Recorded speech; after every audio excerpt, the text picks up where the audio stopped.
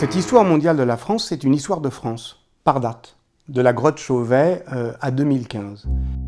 Évidemment, le grand récit national, c'est terminé. En cela, elle peut être dite mondiale, cette histoire, simplement parce que, au fond, comme n'importe quel pays, la France, pour la saisir, pour la comprendre, il faut la comprendre dans son environnement. Et en même temps, la France, comme n'importe quel pays, s'explique par le monde, mais c'est pas tout à fait aussi n'importe quel pays, et elle a une grande explication avec le monde.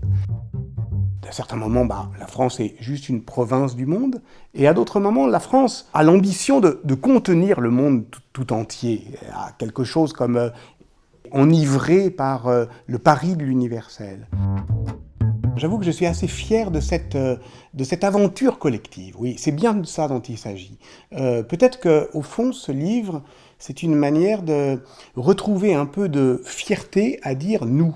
Alors, nous les historiennes et les historiens, parce que ce livre n'est pas collectif par défaut, il est collectif par conviction. Nous avons voulu que cette histoire organisée par date soit aussi polyphonique.